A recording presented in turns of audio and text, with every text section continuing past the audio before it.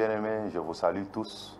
Dans le nom précieux de notre Seigneur et Sauveur Jésus-Christ, c'est déjà l'heure de votre émission Posons les fondements. Posons les fondements, c'est une émission de maturité, une émission de tous ceux qui se reconnaissent comme étant enfants de Dieu.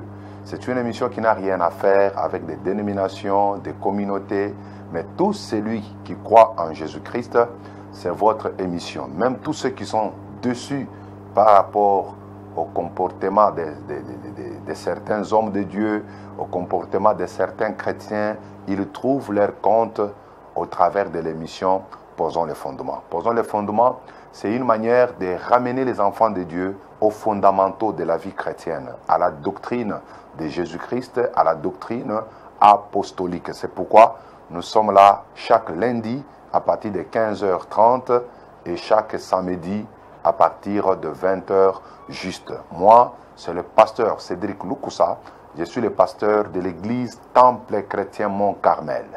Temple Chrétien Mont-Carmel, nous sommes sur l'avenue Kitega. Avenue Kitega, dans la numéro 110, dans la commune de Kinshasa. Kitega, numéro 110, dans la commune de Kinshasa. La référence, c'est la grande avenue Kasavubu en croisement avec l'avenue Kitega.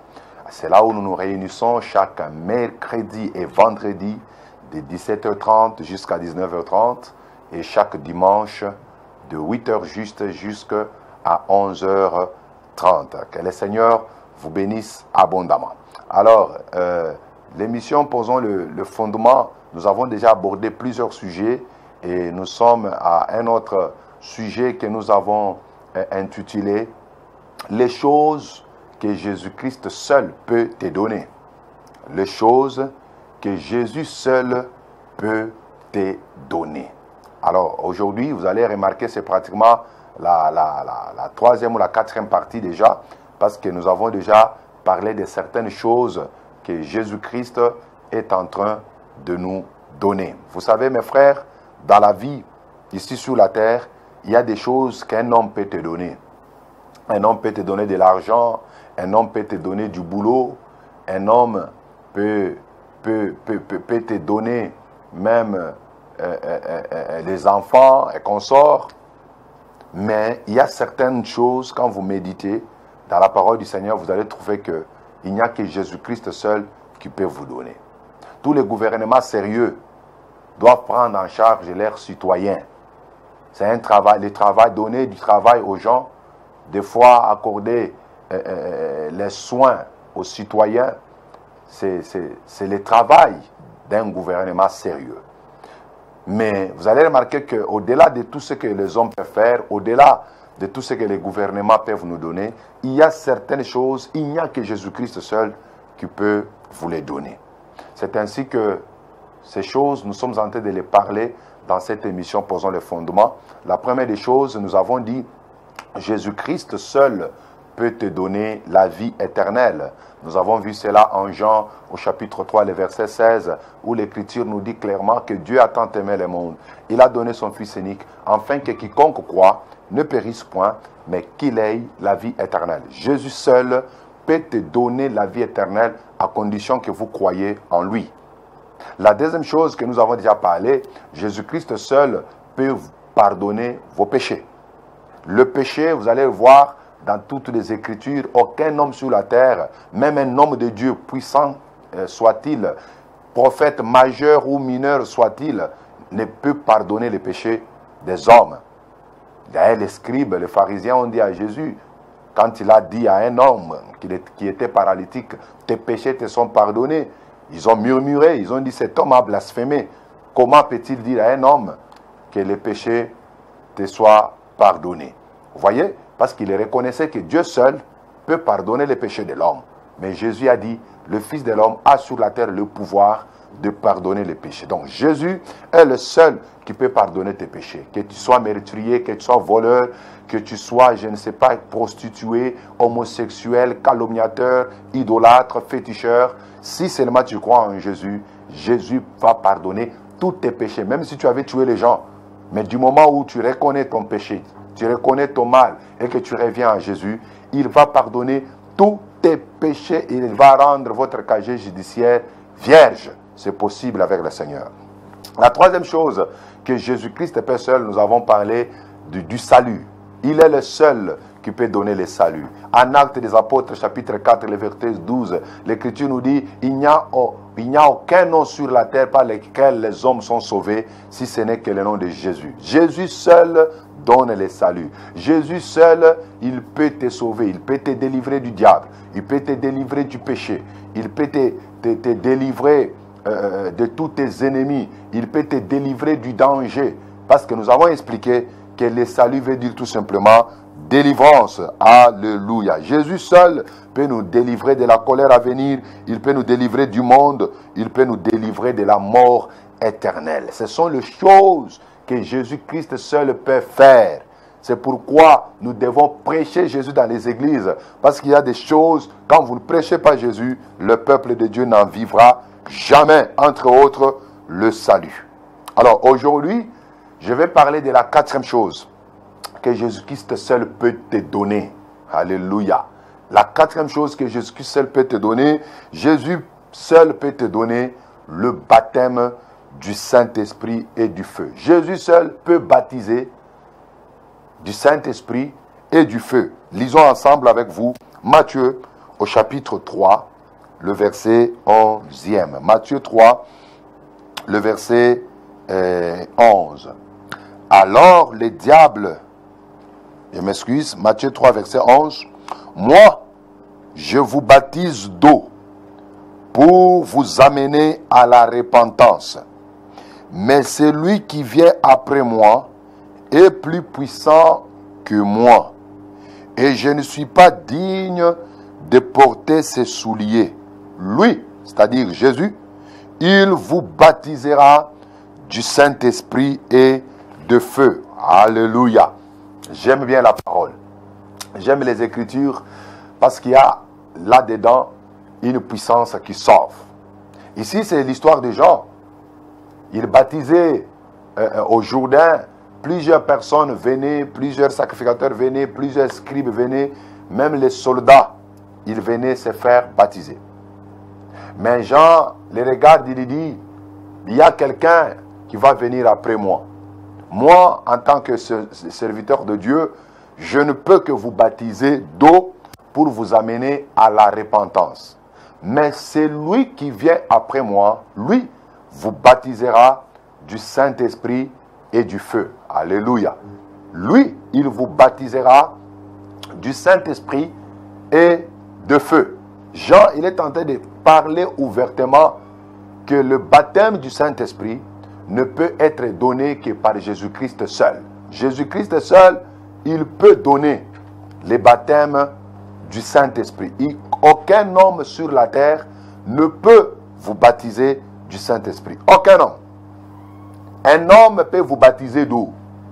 C'est ce que nous faisons en tant qu'homme de Dieu, en tant que disciple du Seigneur. Lorsque quelqu'un croit en Jésus-Christ, on peut l'amener aux eaux de baptême parce que le baptême d'eau, pour nous les chrétiens, c'est un engagement d'une bonne conscience. Vous comprenez cela? C'est un engagement d'une bonne conscience. Et ça, tout disciple du Seigneur peut baptiser d'eau. Tout serviteur de Dieu peut baptiser d'eau. Mais le baptême du Saint-Esprit n'est pas donné par un homme. D'ailleurs, vous allez remarquer que dans cette portion d'écriture que nous venons de lire, Matthieu 3, 11, Jean est en train de nous parler de trois types de baptême. Il parle premièrement du baptême d'eau, deuxièmement, il parle du baptême du Saint-Esprit, et troisièmement, il parle du baptême de feu. Alors, quand nous parlons du baptême d'eau, il dit même lui-même que c'est pour vous amener à la repentance. Vous savez toujours qu'il y a une différence entre le baptême de Jean et le baptême chrétien. Alléluia. Il y a une très grande différence. Je crois, si vous avez suivi notre enseignement sur les éléments de base de la doctrine chrétienne, quand je parlais sur la doctrine des baptêmes, la doctrine des baptêmes au pluriel, j'avais expliqué environ 5 à 6 sortes de baptêmes. Et c'est là où je montrais la différence entre le baptême de Jean et le baptême chrétien. Si vous n'avez pas suivi cela, il n'y a pas beaucoup regretté. Entrez juste dans notre chaîne YouTube. L'adresse se trouve au bas de vos écrans. Pasteur Cédric Lukusa officiel. Entrez dans YouTube, vous allez faire des recherches, vous allez voir une émission qui est intitulée La doctrine des baptêmes. Commencez à suivre cette doctrine et vous allez voir un endroit où j'ai expliqué la différence entre le baptême des gens et le baptême chrétien. En fait, le baptême des gens, c'est pour amener les hommes qui venaient à lui à la repentance. Mais le baptême chrétien, c'est juste un engagement d'une bonne conscience. Et d'une manière symbolique, le baptême chrétien, c'est un signe extérieur de l'union du croyant avec Christ dans sa mort et dans sa résurrection. Le baptême chrétien, d'une manière symbolique, c'est le signe extérieur de l'union du croyant avec Jésus-Christ dans sa mort et dans sa résurrection. Non, nous nous unissons à Jésus-Christ au travers de sa mort et au travers de sa résurrection. C'est pourquoi lorsqu'on plonge quelqu'un d'une manière symbolique, ça veut dire qu'il meurt avec Jésus et il ressuscite avec Jésus. Alléluia. Ça n'a rien à faire avec la repentance, parce que dans le processus de devenir enfant de Dieu, fils de Dieu, selon Actes des Apôtres, chapitre 2, je m'excuse, verset 38, l'apôtre Paul nous dit, et l'apôtre Pierre dit, de se repentir d'abord, d'être baptisé d'eau, enfin recevoir le baptême du Saint-Esprit. Donc vous voyez que dans le christianisme, dans la Nouvelle Alliance, le baptême d'eau vient, et la repentance vient avant le baptême d'eau. Alors que Jean, ce que lui faisait, c'était le baptême pour amener les gens à la repentance, afin qu'ils croient, qu'ils reçoivent facilement celui qui devait venir après lui, c'est-à-dire Jésus-Christ. Voyez un peu cela. Il parle du baptême d'eau. Et le baptême d'eau peut être effectué par un homme. Un homme peut faire le baptême d'eau. C'est lui d'ailleurs qui fait. Dieu ne viendra pas vous baptiser d'eau. Vous voyez, Dieu ne viendra pas vous baptiser d'eau. Nous avons vu l'eunuque éthiopien en acte 8. C'est Philippe qui l'a baptisé d'eau. Dieu n'est pas descendu du ciel pour baptiser l'eunuque éthiopien. Vous voyez un peu cela. Donc c'est un homme qui peut baptiser d'eau. Mais le baptême du Saint-Esprit, c'est la deuxième chose qui est parlée dans cette écriture, n'est pas fait par un homme. Jean dit que c'est Dieu, Jésus-Christ lui-même, qui baptise du Saint-Esprit, et troisièmement, il baptise du feu. Quand on parle du baptême du Saint-Esprit, c'est pour tous ceux qui croient. Et pour tous ceux qui croient, je vais expliquer cela bientôt là. Mais le baptême de feu, vous allez voir que dans les Écritures, le feu est le symbole du jugement. Vous allez voir même en Matthieu 3.10 et Matthieu 3.12. On compare le feu comme étant le jugement. Le feu, c'est le jugement. Je peux lire le verset 10. Déjà la cognée est mise à la racine des arbres. Tout arbre donc qui ne produit pas de bons fruits sera coupé et jeté au feu. Or, quand on parle des arbres là-bas, il s'agit des hommes. Le fruit, c'est par rapport au caractère que les hommes manifestent, les résultats qu'ils produisent après avoir écouté la parole. Ça, on appelle le fruit. Alors, tout homme qui ne va pas produire de fruits, on va les couper. C'est-à-dire, il sera séparé définitivement, éternellement avec Dieu, et il sera jeté dans le feu qui est le symbole du jugement. Alléluia. Et le baptême de feu, ceux qui subiront cela, ce sont ceux qui n'ont pas pu se repentir. Ceux qui entendent la parole de Dieu, mais qui ne se repentent pas. Et ils vont subir le baptême de feu, les jugements. Toi qui écoutes la parole que nous prêchons, même à la télé, dans des réseaux sociaux, mais tu endurcis ton cœur, sache qu'il y a un baptême qui t'attend. C'est le baptême de feu, c'est le jugement. Alléluia. Tous les prostitués qui ne veulent pas se repentir, comme ils ont raté le baptême du Saint-Esprit, ils verront, ils subiront le baptême de feu. Et c'est un baptême qui n'enchante pas. C'est un baptême qui n'enchante pas. Alléluia. Mais ce qui nous intéresse, nous, plus dans cette partie, c'est parler plus du baptême du Saint-Esprit. Jésus-Christ seul peut baptiser du Saint-Esprit. Jean nous les a confirmés. Donc, aucun homme, mon frère, ma soeur, toi qui me suis, Aucun homme ne peut te baptiser du Saint-Esprit. Même ton pasteur ne peut pas te baptiser du Saint-Esprit. Ton apôtre ne peut pas te baptiser du Saint-Esprit. C'est Jésus seul qui baptise du Saint-Esprit. Tu me poseras peut-être la question, mais pourquoi est-ce qu'on impose les mains aux gens? Oui, un homme peut t'imposer les mains pour que tu reçoives le Saint-Esprit, mais ce n'est pas lui qui te donne le Saint-Esprit. C'est lui qui baptise du Saint-Esprit seul. C'est Jésus. Jean l'a dit, il était aussi capable d'imposer les mains aux gens. Vous voyez un peu cela? Mais il dit, moi je vous baptise d'eau pour vous amener à la repentance. Mais celui qui vient après moi, lui est plus grand que moi, il vous baptisera du Saint-Esprit. Donc Jésus seul peut baptiser du Saint-Esprit. Alléluia. Alors répondons à la question, qu'est-ce que c'est le baptême du Saint-Esprit? Le baptême du Saint-Esprit, c'est l'effet d'être immergé, d'être plongé dans le Saint-Esprit par Jésus lui-même. Le baptême du Saint-Esprit est l'effet d'être immergé, plongé dans le Saint-Esprit par Jésus lui-même. Jésus lui-même, il te prend, il te plonge dans le Saint-Esprit, il t'immerge dans le Saint-Esprit. En ce moment-là, on va parler du baptême du Saint-Esprit. Lisons 1 Corinthiens, chapitre 12, lisons le verset 13e. La Bible dit, nous avons tous en effet été baptisés dans un seul corps. Je m'excuse. Nous avons tous en effet été baptisés dans un seul esprit pour former un seul corps, soit juif, soit grec, soit esclave, soit libre, et nous avons tous été abreuvés d'un seul esprit. L'apôtre Paul dit, nous avons tous été baptisés dans un seul esprit. C'est le baptême du Saint-Esprit. Il dit, nous avons été baptisés du Saint-Esprit pour former un seul corps. Que vous soyez juif, que vous soyez grec, que vous soyez esclave, que vous soyez libre, nous avons tous été abreuvés dans un seul esprit. Comprenez un peu cela. Donc, le baptême du Saint-Esprit introduit les chrétiens dans le corps de Christ. Le baptême du Saint-Esprit donne une fonction particulière à tout croyant dans le corps de Christ. Il n'y a pas de chrétien sans le baptême du Saint-Esprit. Malheureusement, ce sont des choses aujourd'hui qu'on en parle moins dans les églises. Dans les églises aujourd'hui, on aime mieux parler sur les liens, on aime mieux parler sur les malédictions, on aime mieux parler sur la prospérité. Mais en église, ce qui est essentiel, le baptême du Saint-Esprit.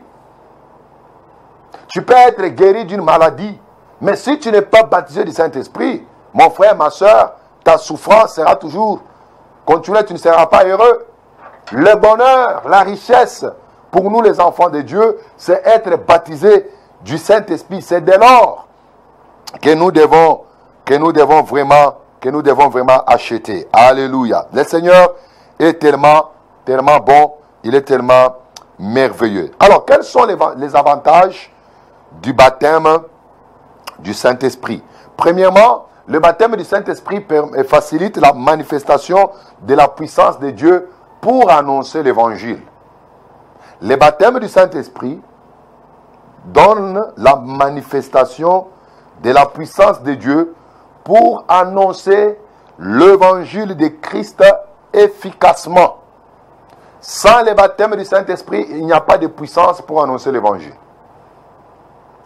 L'efficacité pour annoncer l'évangile de Jésus-Christ vient par le baptême du Saint-Esprit.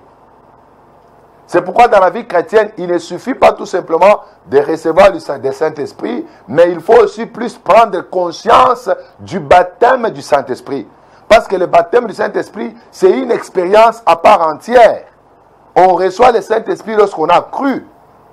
Il y en a aussi d'autres, le jour même qu'il a cru, il a reçu le Saint-Esprit, il a été aussi baptisé du Saint-Esprit. Mais il y en a d'autres, l'expérience du baptême du Saint-Esprit peut venir après. quelque temps dans la vie chrétienne.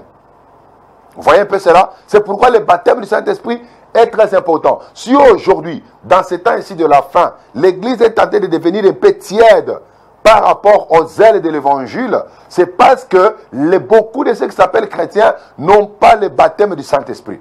Ils n'ont pas fait l'expérience du baptême du Saint-Esprit, raison pour laquelle ils ont honte d'annoncer l'Évangile, ou si même ils ont la volonté d'annoncer l'Évangile, mais il leur manque la puissance pour annoncer l'Évangile de Christ efficacement, avec puissance. Il faut avoir le baptême du Saint-Esprit. Actes des Apôtres, chapitre 1er, le verset 8e. La Bible dit, mais vous recevez une puissance. Le Saint-Esprit surviendra sur vous et vous serez mes témoins à Jérusalem, dans toute la Judée, dans la Samarie, jusqu'aux extrémités de la terre. Vous recevez la puissance. Le Saint-Esprit surviendra sur vous et vous serez mes témoins, les témoins de Christ, à Jérusalem, dans la Judée, dans la Samarie, jusqu'aux extrémités de la terre. Tu ne peux pas se dire que tu es chrétien si tu n'annonces pas l'évangile. Commence d'abord par ta propre famille, commence d'abord par ta propre maison. Tu dois aller aussi aux gens qui sont tout autour de vous, jusqu'à atteindre les extrémités de la terre. Tu es étudiant, aie le courage d'annoncer l'évangile à l'université. Tu es élève, aie le courage d'annoncer l'évangile à l'école. Tu es commerçant, aie le courage d'annoncer l'évangile au marché. Partout où nous vivons, nous devons répandre la bonne nouvelle. Lorsque les réveils avaient commencé dans notre pays, mes frères, beaucoup de bars fermaient et se transformaient en églises. Mais aujourd'hui, nous sommes en train de vivre le contraire. Aujourd'hui, nous voyons les églises fermées et devenir des bars. J'en connais quelque chose, mes frères. Et ça doit nous interpeller en tant que chrétiens. Ça doit nous interpeller en tant qu'hommes de Dieu. Ça doit nous interpeller en tant que prédicateurs. Prêchons le baptême du Saint-Esprit. Chrétiens, cherchons le baptême du Saint-Esprit. Faisons l'expérience du baptême du Saint-Esprit. Et Jésus sera très content avec nous. Ce monde ici va bouger. Ça va bouger. Luc chapitre 3, le verset 21. Luc 3, 21. Tous les peuples se faisant baptiser, Jésus fut aussi baptisé. Pendant qu'il priait, le ciel s'ouvrit. Pendant qu'il priait, le ciel s'ouvrit et le Saint-Esprit descendit sur lui sous forme corporelle, comme une colombe. Et une voix fit entendre du ciel ces paroles. Tu es mon fils bien-aimé, en toi j'ai mis toute mon affection. Après le baptême d'eau, Jésus a fait l'expérience du baptême du Saint-Esprit. Il est le modèle parfait de tous les croyants. Il est le modèle parfait. Quand il fut baptisé, le Saint-Esprit descendit sous forme corporelle. Corporelle. Comme une colombe. Et quand vous allez remarquer, après cette expérience, Jésus a été amené au désert. Il a jeûné pendant 40 jours et 40 nuits. Vous voyez, il a jeûné. Et après le jeûne, mes frères, il a été tenté par le diable. Et lorsque Jésus sortait maintenant de ce jeûne, la Bible dit, Jésus rempli du Saint-Esprit. Jésus rempli du Saint-Esprit, revêtu, le verset 14. Luc 4, le verset 14. La Bible dit, Jésus revêtu de la puissance de l'Esprit, retourna en Galilée et sa renommée s'est répandue dans tous les pays d'alentour. Voyez, il n'a pas commencé son ministère seulement comme ça. Mais Jésus a commencé ce ministère, il a jeûné, il a été baptisé d'eau, il reçoit le baptême du Saint-Esprit, il entre dans le désert, il jeûne. Après avoir jeûné, la Bible dit, Jésus revêtu de la puissance du Saint-Esprit. Alléluia. Il était revêtu de la puissance. Il est retourné maintenant en Galilée. Chers chrétiens, cherchons l'expérience du Saint-Esprit. Cherchons la puissance du Saint-Esprit. La puissance du Saint-Esprit, c'est plus que l'argent. C'est plus que l'or. Un chrétien, une église qui n'a pas la puissance du Saint-Esprit, c'est une église morte. Elle ressemble à l'église des Sardes, qui était pratiquement morte alors qu'elle se croyait être vivante. Elle se croyait être vivante, mais elle était morte. L'église d'aujourd'hui ressemble à l'église de la Odyssée qui était tiède, ni chaud ni froid. Alors que l'église doit être chaude, la chaleur de l'esprit doit agir au sein de l'église. Mais la puissance n'opère plus, c'est parce que le baptême du Saint-Esprit est en train de disparaître. C'est pourquoi vous voyez aujourd'hui, il y a des faux miracles, des copes. Vous voyez un peu cela? Des miracles des copes.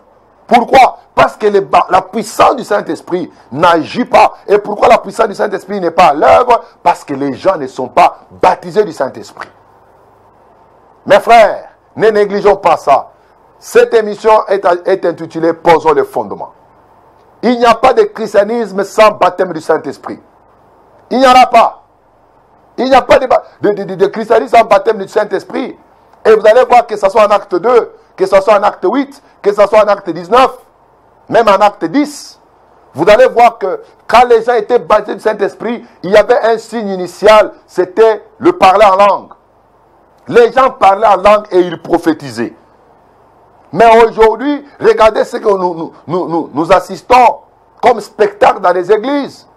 Il y a des parlers en langue d'imitation, de faux parlers en langue.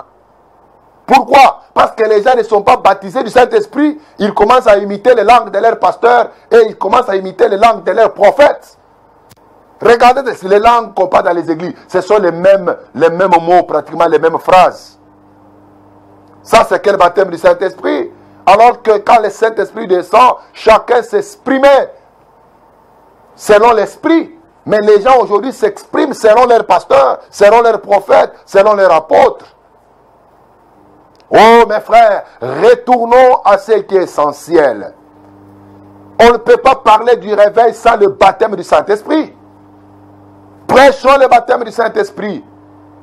Amenons le peuple de Dieu à désirer, à avoir un ardent désir pour être baptisé du Saint-Esprit.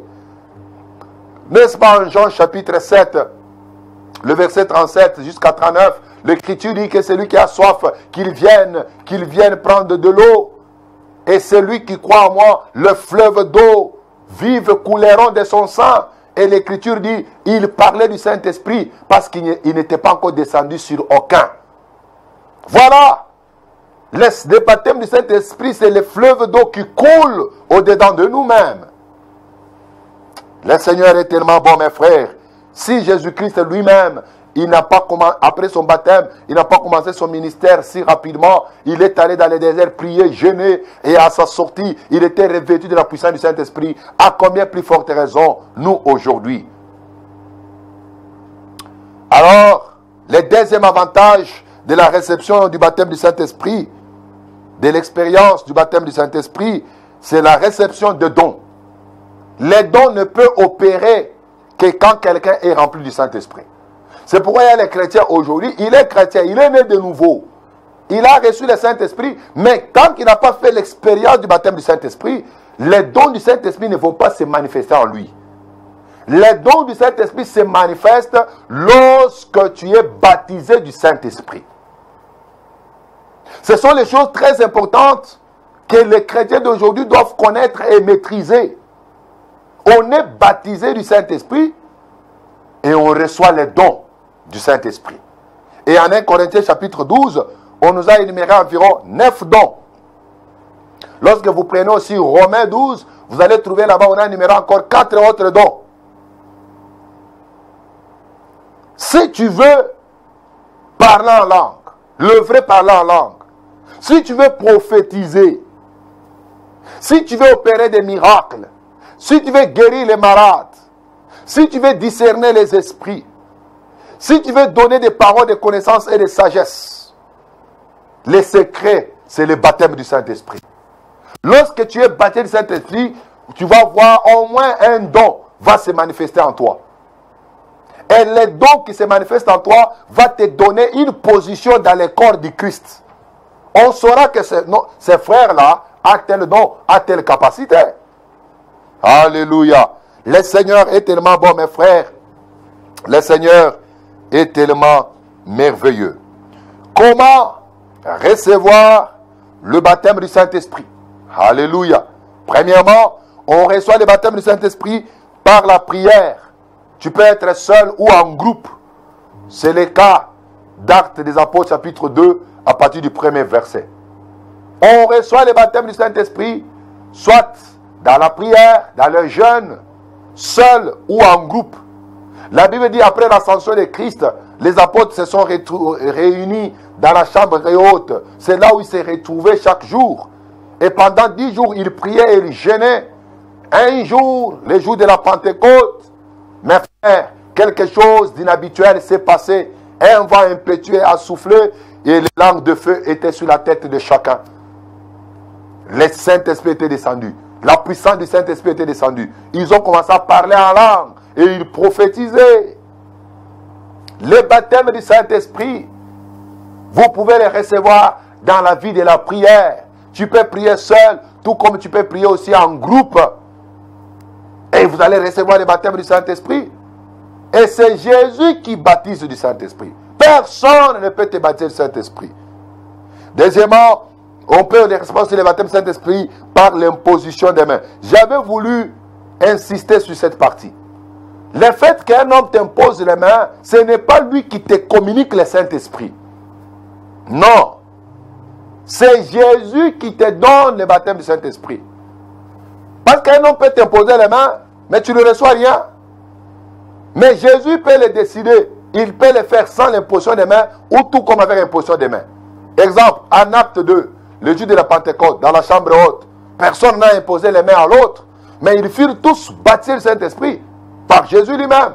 Mais en acte 8, le verset 14 à 16 à 17, Philippe est allé prêcher à Samarie. Plusieurs ont cru. Lorsque les apôtres ont appris que les disciples et que Samarie a reçu l'évangile, ils ont envoyé Pierre et Jean. Quand Pierre et Jean sont arrivés à Samarie, la Bible dit, ils ont baptisé les gens, ils les ont imposé les mains et ils reçurent le Saint-Esprit, ils parlaient en d'autres langues et ils prophétisaient. Alléluia. Les mains deviennent juste un point de contact entre Dieu et toi et l'homme de Dieu. Ça devient juste un point de contact. Mais ce n'est pas l'homme de Dieu qui te donne le baptême du Saint-Esprit. Non, Jean nous a dit, moi je vous baptise d'eau. C'est lui qui vient après moi. Lui vous baptisera du Saint-Esprit. C'est Jésus qui baptise du Saint-Esprit. C'est Jésus. C'est pourquoi d'ailleurs vous allez voir, lorsque le magicien là a vu que le Saint-Esprit était donné par l'imposition des mains, il est allé solliciter cela avec de l'argent pour dire, Pierre et Jean, donnez-moi aussi ce pouvoir pour que quiconque sur qui j'imposerai les mains, qu'il reçoive le Saint-Esprit. Ils l'ont regardé et dit, mais ce monsieur ne comprend absolument rien. Tu ne comprends absolument rien. Parce que ce n'est pas nous qui baptisons du Saint-Esprit, c'est Jésus qui baptise du Saint-Esprit. Lorsque le Seigneur agrée la foi d'une personne, il le baptise du Saint-Esprit. Si ta foi est sincère, tu seras baptisé du Saint-Esprit. C'est ça la vérité, mes frères. En Acte 19, le verset 1er à 6, Pierre et Paul est arrivé à Éphèse. Oui, il y avait des gens qui ne connaissaient que le baptême de Jean, des disciples. Mais Pierre leur dit, et Paul leur dit, mais Jean lui a baptisé pour amener juste les gens à la repentance. Mais il leur disait toujours, croyez à celui qui va venir après moi. Mais lorsque Paul a annoncé l'évangile, ces gens-là ont cru, ils ont été baptisés d'eau, il les a imposé les mains et ils ont reçu le baptême du Saint-Esprit, ils ont parlé en langue, ils ont prophétisé. Voilà la vérité. Mais chez Corneille, en acte 10, à partir du verset 40, nous descendons jusqu'à 46, on n'a pas imposé les mains, Pierre n'a pas imposé les mains aux invités de Corneille. Mais pendant qu'il prêchait, ces gens qui étaient dans la maison, ils ont été baptisés du Saint-Esprit, comme le jour de la Pentecôte, sans imposition des mains. C'est lui qui baptise du Saint-Esprit, c'est Jésus, ce n'est pas un homme. Ce n'est pas un homme, c'est Jésus qui baptise le Saint-Esprit. C'est pourquoi vous allez voir aujourd'hui, il y a les mouvements. Les jeunes prophètes sont allés de courir derrière des prophètes qui ont déjà fait des noms pour être impactés. Pour être impactés, oui, je crois qu'un homme de Dieu peut communiquer une grâce à quelqu'un. Mais attention mes frères, il ne faut pas donner ta tête là à n'importe qui. Ce n'est pas n'importe qui doit t'imposer les mains. Il y en a d'autres qui sont allés chercher la puissance par imposition des mains. Ils sont sortis juste avec un esprit d'impudicité.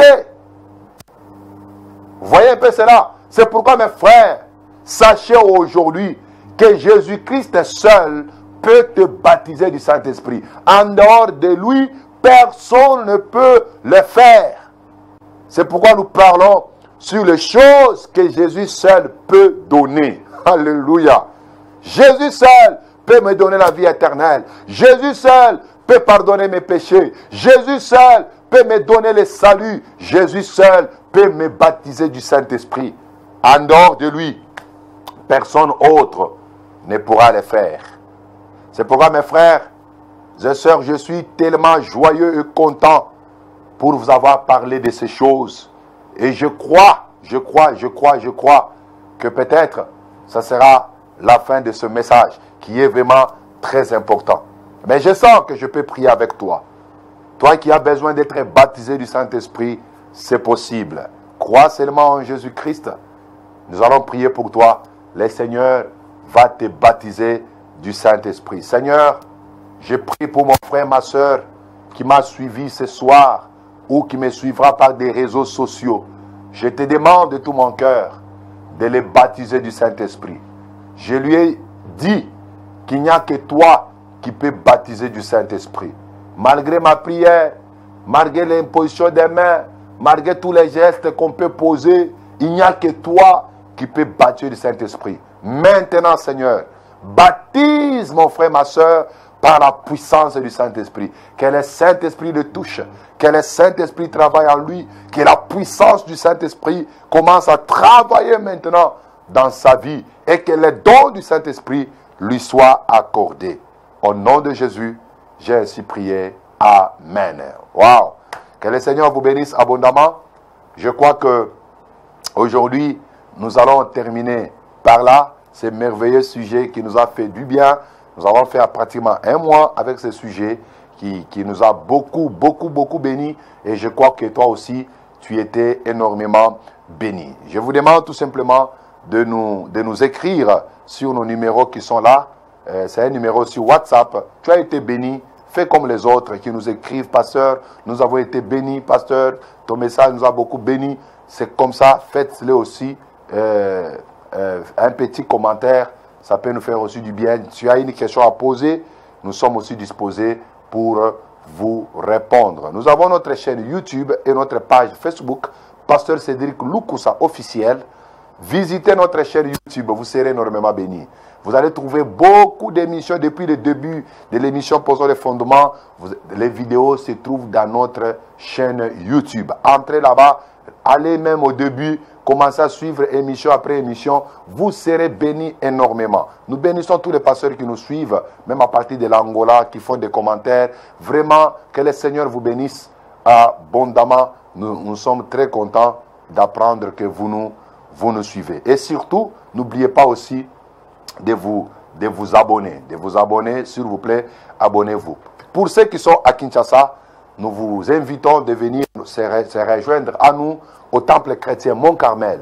C'est ça notre église, là où nous nous réunissons chaque mercredi et vendredi, de 17h30 à 19h30. Et le dimanche, c'est de 8h juste jusqu'à 11h30. Nous sommes sur l'avenue Kitega. Avenue Kitega, numéro 110 dans la commune de Kinshasa. C'est au croisement de la grande avenue Kassavubu et Kitega. Au croisement là, vous mettez les dos au grand marché central Zando et vous entrez à gauche, première parcelle, deuxième parcelle. C'est là où vous allez trouver Temple chrétien Mont-Carmel. Pour vous qui êtes à Badara, vous pouvez aller, nous avons une autre assemblée là-bas, c'est Temple chrétien Mont-Carmel encore. Nous sommes sur la route Seta, juste après un marché qu'on appelle Mila. Il y a un quartier qu'on appelle Mbulambemba et vous allez voir à votre gauche l'église Temple chrétien Mont-Carmel que dirige le pasteur Michel. Que le Seigneur Dieu vous bénisse abondamment. Soyez branchés pour la prochaine fois, les samedis à 20 h juste. À mon nom personnel et au nom de toute l'équipe technique des ZM et au concepteur de cette émission, notre frère Serge Katoumoua, que le Seigneur vous bénisse. Ciao pour la prochaine fois.